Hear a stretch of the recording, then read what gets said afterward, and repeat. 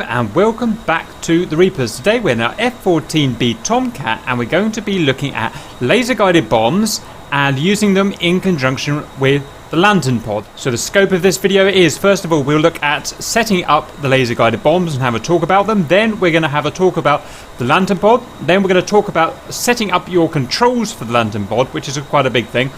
And then talking about how to actually control the Lantern pod. Then we're going to take off, find some bad guys, use the Lantern pod to designate some bad guys, and then drop the bombs. So first we'll start with the bombs. We're going to go to the armament screen. We can have GPUs on pylons 3 to 6. If we open up pylon 5 here, for instance, we get a GBU 12. This is essentially a Mark 82 500-pound dumb bomb with a laser guiding kit installed. GBU 16. This is a 1,000-pound Mark 83 with a laser guiding kit installed. GBU 24. This is a 2,000-pound penetrating bomb with a guidance kit. And then if you shifted over here to pylon 6, we also get a GBU 10 Mark 84 2,000-pound bomb with a guidance kit installed. So today, just to keep an even loadout, we're going to go GBU 16s across the board, 1,000-pounders. Then next we have to equip our Lantern targeting pod. It can only go on pylons 8B, which is the right-hand side wing glove pylon. There we go. Request refueling. So if we talk about the bombs first, like I said, they are just traditional bombs with laser guided kits fitted. Now they don't fire their own lasers for designation. Instead they have passive sensors which seek laser designators and guide towards them. Now that laser could come from our aircraft in the form of the Lantern pod that we've got here. It could come from a third-party aircraft who will be buddy lasing with another type of targeting pod, or it could come from a JTAC ground vehicle lasing the target from there. It's common to have multiple lasers in a single AO, and so each laser and each bomb are coded together. So, for instance, I could have my bombs coded to a certain code, and my designating laser from my targeting pod also coded to that same code, and that way it won't conflict with another guy who's up here lasing with his code. Now, to set up the laser code for our bombs, we're going to go right shift and K for the kneeboard, and we can see here is our laser code. And if we wanted to change these digits down here, right shift, right alt and 1, you can see that I can change this digit. Now we can't choose any numbers we want. There are only certain codes that are valid targeting codes, but this page will ensure that you get a valid targeting code. So just for the sake of this tutorial, to keep everything super simple, we're just going to leave everything on the standard 1688. K to remove the keyboard. Regards the actual dropping of the bombs, we're going to drop them essentially like a conventional non-guided munition, and I'm going to assume that you've already watched our video on dropping conventional unguided munitions for that. Next we need to look at the Lantern pod. Lantern stands for Low Altitude Navigation and Targeting Infrared for Night. So what this means is that it's a targeting and navigation pod. It's based on an infrared sensor as opposed to an optical sensor and can be used at night. It began life as a combined targeting and navigation pod designed for the F-15E and F-16, but when the US Navy became interested in the F-14 for the air-to-ground role, the Lantern was quickly adapted for use with the F-14. Now an important thing to point out with the Lantern pod on the F-14 is that it's not fully integrated, like for example the FA-18 or the AV-8B is integrated into the weapon system. The F-14 Lantern pod is not fully integrated into the weapon system. It works standalone, separate from the weapons control system of the F-14. And that will show as we come to use it later in the video. Regards viewing the actual sensor, the IR sensor known as the FLIR, F-L-I-R, in the Lantern pod. It's essentially patched into the TCS to TID feed on the F-14, and that's how we can actually view it. The pod can read waypoints from the F-14, and it can detect which weapon is selected from the F-14, but otherwise it has its own GPS receiver and is self-contained. The FLIR imagery can be viewed on the VID here in the pilots and the TID here in the Rio's cockpit. Now like I said, it's not fully integrated into the F-14, and so when they equip the pod we get our own separate panel that's added on here that we will go through shortly. The Lantern pod in its default mode is turned off, so we're going to need to first of all warm it up, get it into operation, and then we'll look at how to use it. So the first thing is the master mode knob is actually hidden away under this black plate. So the first thing we need to do is see that. So what I'm going to do is left shift left control number 2 just to get down there a little bit. There we go. We've got off on the left, we've got IMU in the middle, which is not functional, and we've got PCO, or pod, it should actually say, on the right here. So we're going to right click that to pod. So that's the on position. We now have to wait 8 minutes for the pod to warm up, at which point standby will show on this button here. So we're going to wait for that. Okay, 8 minutes has elapsed and standby is now shown. Now if we press that to make it operational, we press it, standby is going to flash for 30 seconds, then when it's fully warmed up, operational will show, and then we're good to go. Next is the laser arm. Obviously we've got a designating laser here, so we can arm that by putting it into the arm position, and we can see that the laser is armed. We can run an iBit test or a built-in test with this button here, and if any errors were present, then they would show in these panels here. And finally, we can choose whether we want to show on the TID here and the VID at the front the standard TCS, or bypass it through to the FLIR. In FLIR mode, it will show the Lantern pod's FLIR imagery. Next, we're going to show how to set up our controls for the Lantern pod, which is quite a big task. We want Rio selected here. We want Lantern selected here. Okay, so we're going to jump into this screen here. Sorry for the crudeness of this drawing, but it shows everything we need regarding explaining and setting up the Lantern. Here we've got our controls taken out of DCS. Here we've got a snapshot of the FLIR sensor feed that we're going to explain the symbology. Here we've got a diagram of the Rio's Lantern control stick from the cockpit, and here we've got some information about FLIR sensor selection. So the first thing to point out is that the control stick here in the Rio's cockpit cannot be clicked on with the mouse, so we have to bind all of these buttons, these commands, to our HOTAS joystick. You could do it to the keyboard, but the HOTAS joystick is the best. And the way we want to do this to make it logical and easy to understand is to mimic the setup of this joystick as much as possible as we can with our joystick. So I use an X56 Cytec, and mine happens to have four-way hats on the right stick, just like this does. And so what I've done is emulated the exact function of these four-way switches, so that whenever I refer to the flight manual, it's easier to translate onto my stick. And with the single press buttons and the two-way buttons that are labelled around here, I've done the same with my stick. Now, one thing to note is that all of my controls, or all of my HOTAS, are already used up to control the Rio's radar. The radar is very complicated and has lots of controls. So I've got over that by using a modifier. So if we jump to this screen here, you can see these are all my current joystick bindings for all of these relevant commands, and I've used a left control or right control modifier, which means that I can use these joystick buttons again as long as I'm pressing left control and right control, and it doesn't affect the radar commands. So we'll go over the controls in more detail. First of all, we have to explain how the sensor works.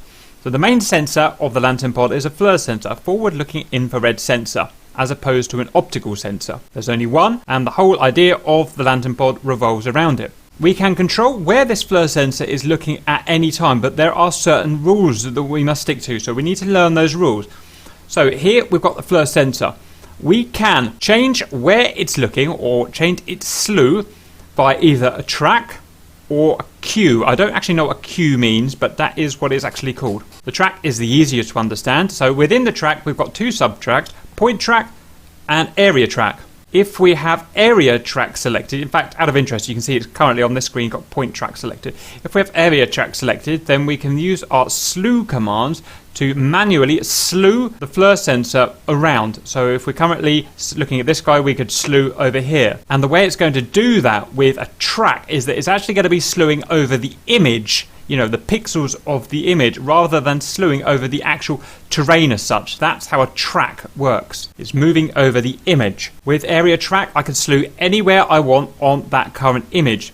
If I use point track, we've got a similar thing in the A10C and the Harrier, where it would automatically snap on or lock to something that it identifies in the FLIR feed image as a target, something that's producing heat. In this case, it's locked onto a vehicle here. Now, if you're thinking that it looks very grainy and bitty, well, that's because it's 1970s technology. It doesn't look very pretty, but it works absolutely fine. We can tell he's in point track because it says down there, and we've got a point track. You see this box has framed what the computer has decided is a target. Again, with point track, it's looking at the image, it's looking at the actual pixels, how it can define what is a target in terms of this image. The second way to move the FLIR sensor around is a queue. Queue is actually split into two, and I forgot to show this here, so I'm just going to have to kind of make it up on the fly. So the queue is split into a directional queue and a locational queue. A directional queue is just purely a vector. It's not a location. It's not a 3D point. A locational queue is an actual 3D targetable point, and it's important to understand those distinctions. So we'll go through the directional queues first, the ones that are not a 3D point. We've got this one here, QADL/QHUD. Now we can actually simplify that. Why don't we call that Q bore site? What this means here is, depending whether you've got it in air-to-air mode or air-to-ground mode, then we can slew the FLIR sensor to either the aircraft datum line or a marker in the HUD, which are essentially the same thing. So what we can say is this one here is slewing the FLIR sensor to a directional queue, and that directional queue is the bore site, the longitudinal axis of the aircraft. The next directional queue is the Q SNOW.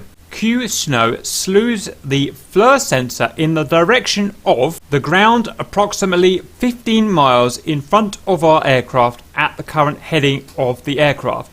So note, although it is looking at the ground, it's still not a locational queue, it's only a directional queue. I would use this if I didn't know where the target was. I just knew that the target was roughly in front of the aircraft somewhere on the ground. I would hit Q SNOW, it would look in front of the ground, and from there I can start searching, maybe initiate my tracks or take it from there. So those are the directional queues. Now on to the locational queues. First is QDes for Q designate. Q designate means that if we had already designated a target somewhere, and we'll go through that later obviously, but that's kind of at the end of the chain of events. If we had a designated target, then we could press QDes, and what that would do is slew the FLIR sensor to our active designation point. In terms of location, so it's an actual 3D point that we can do things with. Similar to that, another locational queue is Q waypoint minus, Q waypoint plus. What this means is, if we selected this, then we would slew the camera to a then we would slew the FLIR sensor to a 3-dimensional location, and that location would be one of the waypoints that's been set up in our Tomcat, and minus and plus just means we can cycle up or down our list of waypoints.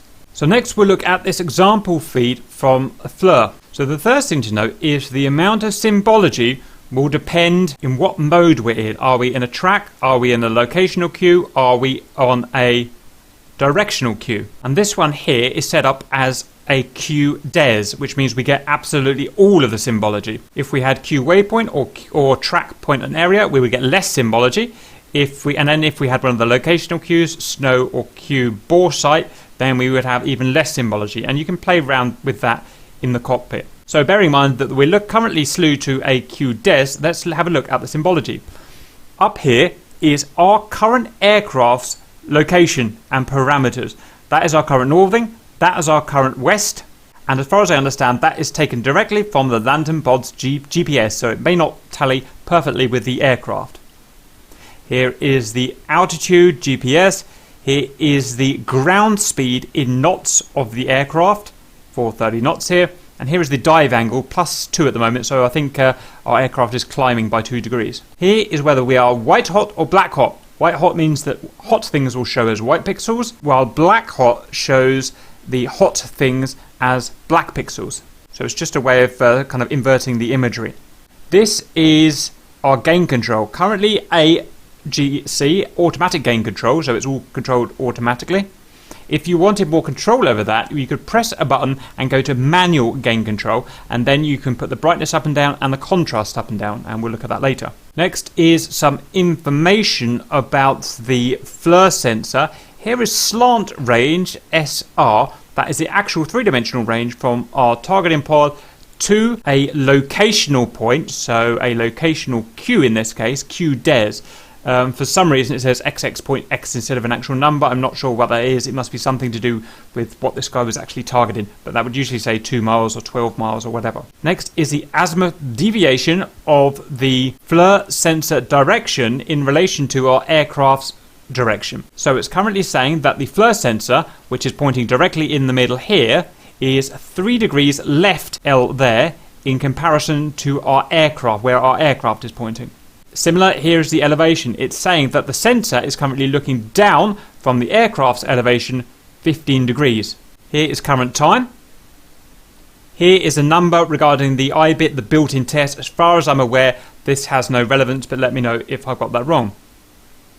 Here is whether you're in air-to-ground mode or air-to-air mode. This Lantern pod has air-to-ground mode and air-to-air mode. We are just going to look at air-to-ground mode because this is what we use for attacking.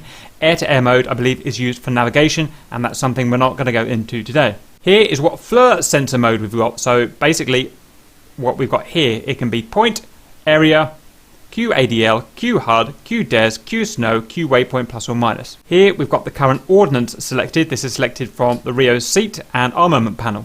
Here we've got the current laser code of the Lantern pod's laser. 1688 currently, and at the beginning M or A. M if you want to laze manually, and A if you want the aircraft or the pod to laze automatically. We'll look at that later. Next we've got target information. We'll call this target information.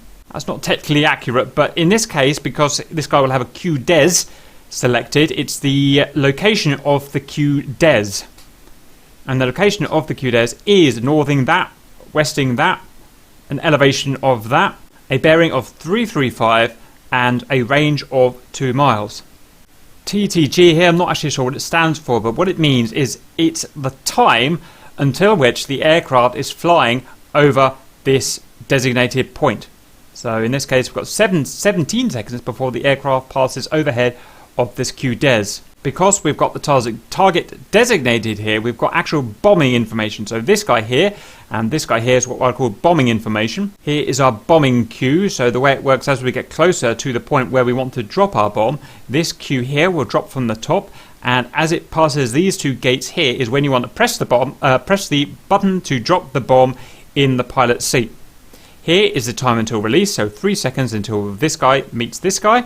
Once you drop the bomb, this will change to time until impact. So let's say it takes 20 seconds until the bomb hits the target. It'll say 20 seconds and count down. This here is steering information for the pilot. That is currently the current heading of our aircraft. This is the deviation difference between that heading there and where essentially the target is, where the QDES is. So it's currently off to the left by 3 degrees. So in this case, the pilot would turn left 3 degrees. This would centralize into the middle, and then we would be on target. This little square here doesn't look like much. It's actually very important. It shows, if you imagine we were looking at a top view of the aircraft here, our aircraft's in the middle here, it shows where the FLIR sensor is pointing in relation to our aircraft. So it's currently up here. That means it's pointing in front of our aircraft. If it was down here, behind our aircraft, right of our aircraft, left of our aircraft, directly down below our aircraft. And this here is the hull mask line. Really important line. You have to plan everything around this hull mask line. What that means is that because this pod can only ever be in one position, we can plot this hull mask line. If the FLIR sensor position, this square, is within this hull mask line, so within this area, then it's fine. It has a line of sight. If it went past the wall of this hull mask line there, it will be looking into the hull of the aircraft, you know, the engine nacelle or the wing or whatever, and then it would physically lose line of sight and it would become useless. What I found in using this targeting pod is that quite often you'll be flying in a straight direction and this square will be moving down here as it passes beneath the belly and then behind the aircraft, and you've got to get all of the target and everything done before this square hits the hull mask line, and suddenly then you lose your track. So that's something to bear in mind. You get the same thing in other aircraft like the A-10, but this is great to actually be able to see the hull mast line. This is superior to the other TPODs, and it's only possible because this only can be equipped in one position on the F-14. This here is our crosshair, so it shows, well, obviously where the FLIR sensor is actually pointing, and just because we've got it in point track at the moment and it's tracking what it just sees as a target, it's got this box around the target. This box will only be present if we're in point track mode. So that's our symbology. We've explained how we can move our FLIR sensor about. Now we're going to relate the actual control buttons here on our joystick to those functions, and then suddenly everything will just make sense. There is some stuff in this list we don't need, like power on, off and stuff. That's because those are the buttons that are aft of the stick and we can just press them in the cockpit. So we're only having to bind the buttons on here that we can't press in the cockpit. So let's go through step by step. This is known as the S3 hat. It's a four-way switch and it's blue. So blue is here. we've got the up position of that, the down position of that four-way switch is area track, that one there. We've got the up position is point track, and the left and right positions are left for Q waypoint less and right for Q waypoint up. Next is the slew hat, really simple, up, down, left and right. It's this red one here, and it just slews up, down, left and right when you are in a track, not when you are in a queue. Next is the S4 hat, green. And if we look at these guys, it looks really complicated. Again, it's not. We've got up, down, left, right. So the down position chooses Q snow. The left position will come back to the. You can actually depress this as well. You can press it. If the press gives a declutter, the right gives sets a Q des, and the up sets Q ADL or Q hard, Q bore as I like to call it. Now there are extra functions here, and we'll come back to them soon. Next is pink. Pink is toggle field of view. There are 3 field of views, so you have a basic zoomed out version. Now when you are zoomed out, we can't see it here because we're in a point track at the moment. When you zoomed out, you actually have 4 little corners where I'm moving the mouse here, and that shows the frame of, if you were going to zoom in, the next iteration of zooming in, that is what the frame would be. Obviously in the fully zoomed in mode we won't have this frame because you can't go in any further. The first 2 zoom levels are optical zooms, and the third, the totally zoomed in one, is a digital zoom. Because it's a digital zoom, it's really blurry and low resolution, just like as if you were using a digital zoom camera. This here is a digital zoom feed. Next is orange here, 2-way switch. Do you want to use this thing in air-to-ground mode or air-to-air mode? Well, it's always going to be air-to-ground mode in this case. Grey, not shown on this picture here, but it's a button you will need. It toggles between white hot and black hot. Next is the trigger, whatever this colour is. Here. It's a 2-stage trigger, and you'll need both of these. If you don't have a 2-stage trigger, then you'll set the half action to 1 trigger and the full action to 2 triggers. And when you designate, you will pull both of these triggers together, so it does both actions. The half action here temporarily laser designates, so it can get laser an accurate range. When it's looking at these cues here, it doesn't actually have an accurate range, so you have to temporarily laze to find an accurate range for targeting. So that's just something you have to do. And the full action here actually creates the designation, and we'll look at that in game. You can only drop a bomb on a designated target or a designated location, so it's something we'll have to do. Next is this purple guy down here. It's just a single button, and what it does is laser latch. So if you're going to laze manually, we're going to laze automatically. Very hard to laze manually if you're going to do this in single player. Much better for multiplayer. So we're going to do it automatically, but if you wanted to laze manually, you'd use this latch. So you'd press it, and that would laze then for the bomb until you turned it off, or it ran out of its 60-second timer and went on to a 60-second cooldown. Next we have this guy back here. Yellow is probably the most complicated one. It's actually a 2-way slider switch. It's spring loaded into the middle, and you can slide it forward or backwards, but it's just going to be simulated by 2 separate buttons for us. So we've got slider AD. So with this one here, if you press it, then it's going to toggle between automatic gain control and manual gain control. When it's in manual gain control mode, it will show manual gain MGC here. It will flash. At that point, it changes the function of green hat, S4 hat, and we go into the secondary mode. So if we then press the S4 hat, it will do the tertiary mode. It will do gain down, so it will turn the gain down. Then the S4 hat left will turn the level down, the brightness down. The right hat here will turn the brightness up, and the up position here will turn the gain up. I think I've said that right. So that's how we control manually. If we press this here again, back to automatic gain control, then the S4 hat goes back into normal function. Next is the other way to slide this switch. It's we can slide it this way, press this one, and it will do a similar thing. It will give us control of our laser. So if we press that and we're in laser mode, you'll know when that happens because one of these digits down here will start to flash. That's how you know you're in laser mode. So S4 is then changed to laser mode, and we've then got this. We can change the code of the currently selected digit. So change the currently selected digit from 6 to 7 or to 8 or to 9. So this is code down. This one here becomes code up. This one here changes the digit to the next digit to the right, and this one here changes the next digit to the digit on the left. So that's how we will go about changing our code. Then we would press slider laser again. This would stop flashing. We would have our new laser code, and S4 would go back to its standard usage, which is these Q designations at the beginning here. Right, I think that's everything covered. So I explained how we set our controls up and why we set them up and what order the actions do, how the theory behind moving the sensor, and what all the symbology means. The next thing we're going to do is jump in the air, find a target and actually do it for real.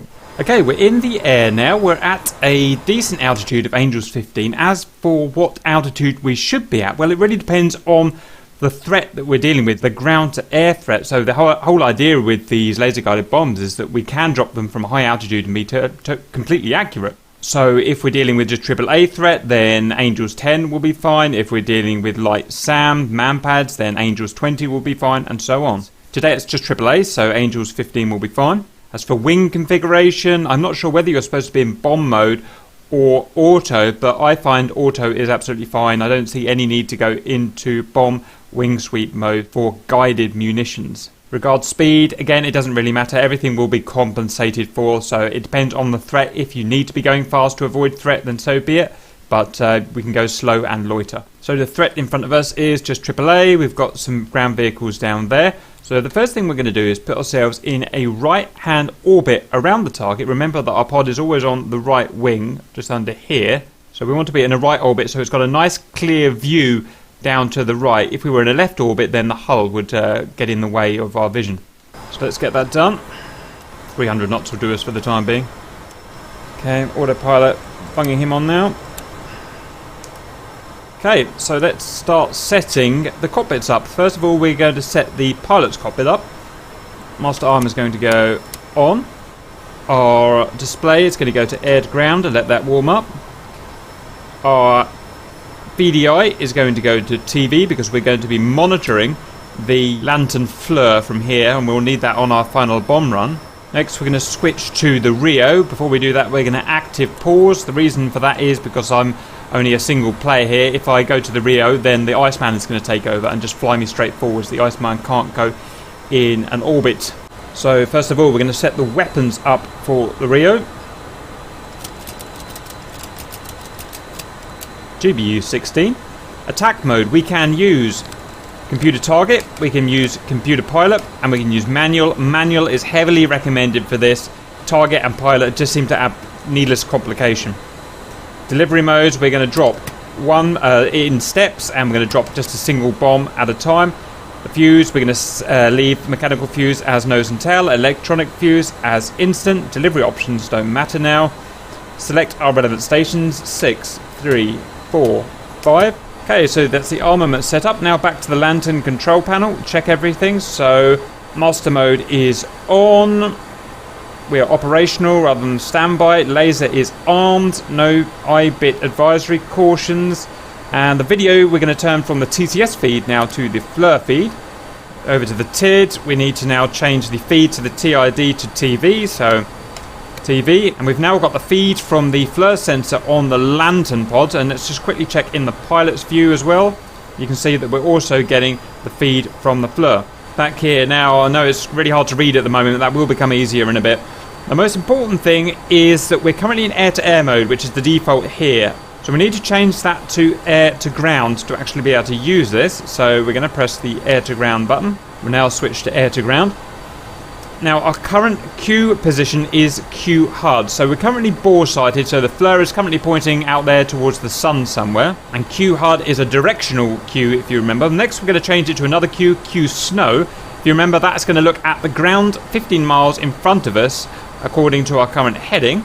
So we're going to press Q Snow, and so that is pointing roughly at the ground 15 miles ahead. That doesn't really have any relevance at the moment, but it's a good way to slew down in front of you. We can't slew to QDES because we don't have a QDES at the moment. There's not much point of using an area track or a point track because the Lantern is currently pointed miles away from any possible target. So to get in the rough area of the targets, what I've done is a really cool little move here. That's us circling around the hostiles. And I put a waypoint, waypoint 1. I did it in the mission editor just to make it easy. I put it somewhere around this target here. And what we can do now is slew the Lantern FLIR directly to that waypoint, and that's the preferred way of doing it. Also, if you're searching in area or point track and you get lost with the camera, you can always then slew back to the waypoint, back to the AO. So we've only got one waypoint to choose from, so we can either use Q waypoint minus or Q waypoint plus. So I'm going to use Q waypoint minus here. Ping, and that slewed us directly to wherever waypoint 1 is, next to those bunch of tanks. Regards to the Q modes, we can't slew the FLIR wherever we want. We can only slew it about if we're in point track or area track. So the next thing we're going to do is press area track. And we can see that we're no longer on a Q, we're no longer area track, and we can now use our slew commands to slew about wherever we want. This is going to be a little bit awkward because on pause it doesn't work properly, so I'm going to have to unpause and kind of, there we go. We can move about like that. And if I wanted to get a point track lock, which we can do on a moving target, I know there's a moving guy around here somewhere. There he is. I'm going to roughly in that place, and now I'm going to press point track. Bosh, and it's locked him, and we can now track this guy, which is pretty cool.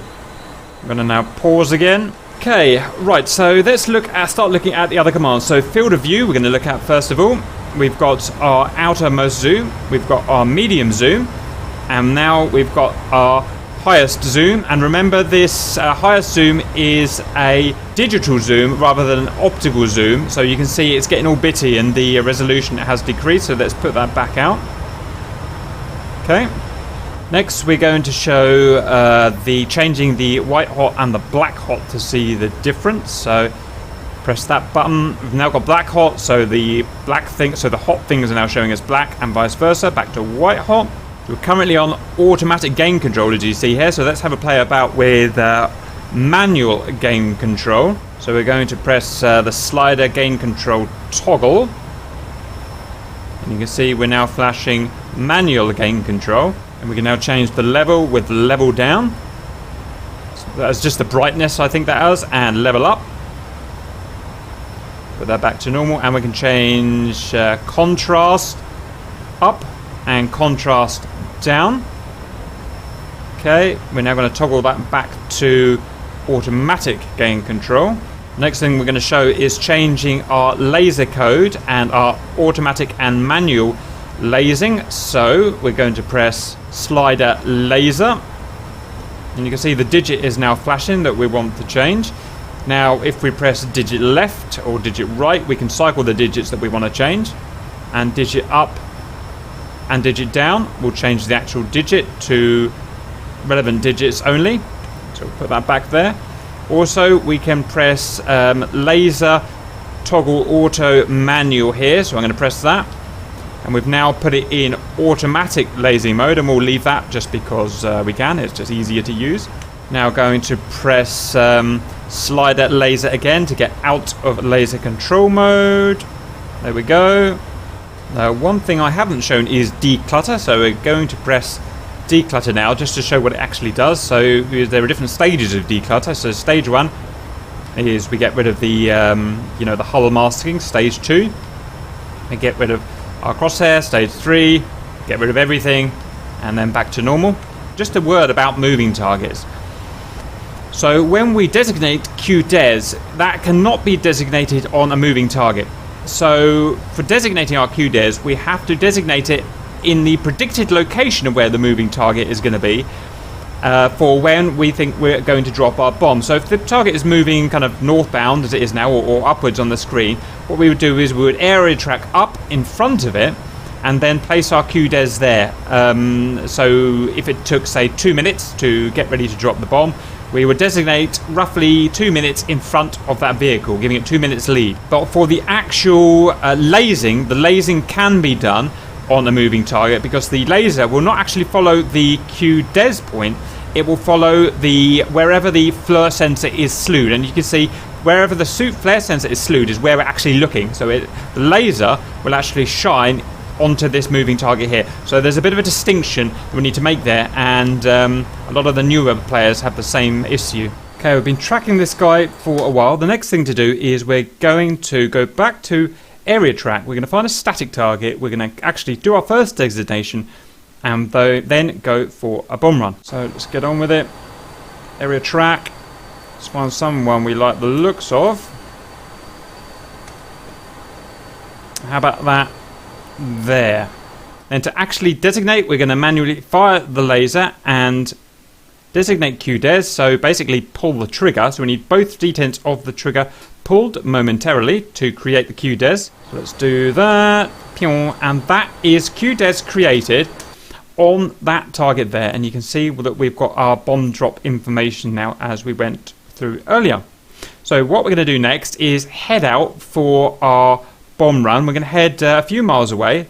Then we're going to turn back in. The only thing we'll need to do from the Rio's point of view at that point is to slew the FLIR back to QDes, because what's going to happen is as we get out of the slew limits, as we go several miles away, we're going to get out of the slew limits of the FLIR. You know, this square here will get past the hull mask line here, and the FLIR will no longer be able to look at the target. So when we turn around and we're on our way back, we will slew the FLIR to our QDes, our designation here with the QDes button. And after that, it's pretty much all up to the pilot just to follow the symbology as we looked at here and here and drop the bomb.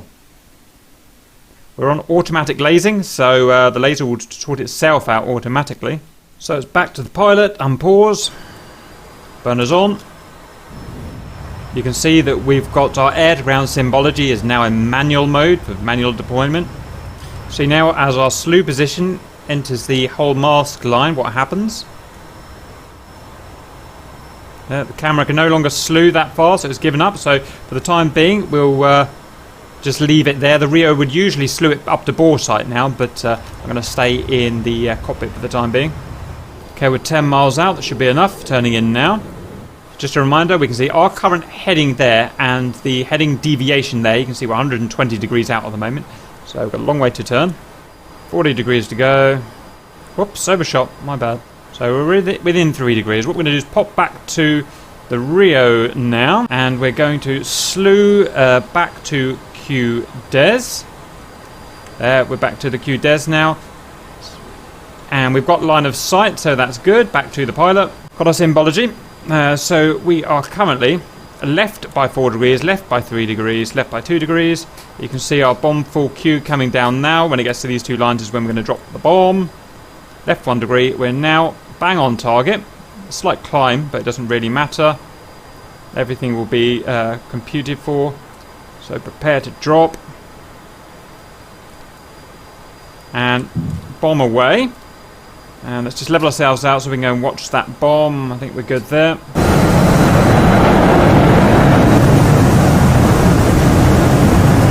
A good point to make here is that obviously you wouldn't normally watch the bomb like this, is to ensure that the plane is flying straight and level at this point. If I suddenly kind of cocked a wing over, I can interrupt the laser, upset the laser, or even mask the laser. So you do have to keep, if you're going to watch the bomb like I'm watching, keep jumping back in the cockpit every now and then to make sure she doesn't roll over or something.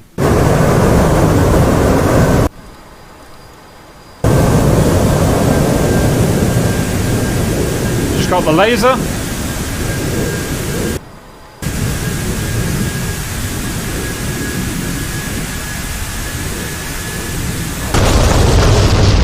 Jolly good. You can see a lovely satisfying thump in our FLIR feed here. Right, so that's it. And all we would need to do now to designate our next target is jump back in the Rio. We haven't got much time before our line of sight is marked, so we'd have to do it awfully quickly. But we can jump to track. Area track. Get a new guy. We designate, and that's a new guy designated. Now we're going to go for another run because we can.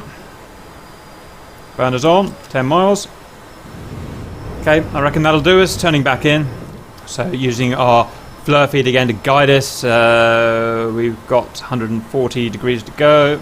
Don't know if I mentioned it earlier, we've got automatic lasing at the moment. If we didn't have automatic lasing on, what we would need to do is when we drop the bomb, press the latched button, and that would turn the laser on, and that's toggleable, so you can turn that back off when the bomb has struck. But we're just using auto. It's making it easier for a single pilot operation. Right, to concentrate, 75 degrees to go. If you can do it as a single player like me, your speed has to be quite low because you need time to jump back between cockpits, obviously. And on target, lever straightened out. Back to the Rio. Snap to Q designate, and we're back on. Back to the pilot. Got everything everything we need now, so we're going to go right 1 degree. Keep a roughly straight level. Climbing at the moment. Okay, we're bang on azimuth. Waiting for our bomb full Q now. What is that? 8 miles. Slant range. Q is now falling. Just trimming ourselves out. 3, 2, 1, and bomb drop. We trim ourselves out. There's a couple of things. Don't know if I pointed that this earlier. T-rel, time till release, turns to time till impact on here because you've got 26 seconds per impact. Just going to stay in the cockpit and trim myself out so that I can not worry about jumping back into the cockpit so easily. 19 seconds to bomb. Okay, I think she's quite happy there, isn't she? Let's go and have a look at the bomb. She's found the laser.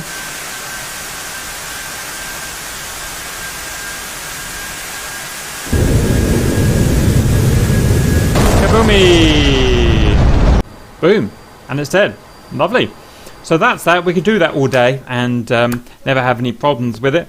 Now, the only thing I haven't tried is moving target. I mean, it's going to be really, really hard with one single player trying to do moving target. You really got to do that with 2 pilots at that point. Because, like I said, you have to designate the QDes ahead of the target on the fly and then point track the actual moving target and laze that. So I'm not going to try that on single player because I'll just make a fool of myself. But I will follow that up when I can get someone to do this with me on multiplayer on another video. The only other thing is obviously in area track mode we can bomb anything. It doesn't have to be a recognizable vehicle like this. It could be a river or a bridge or a road or anything. Any point on the terrain that we want to bomb. Okay, that's all I want to say about that. I hope that's useful to someone and I'll see you later.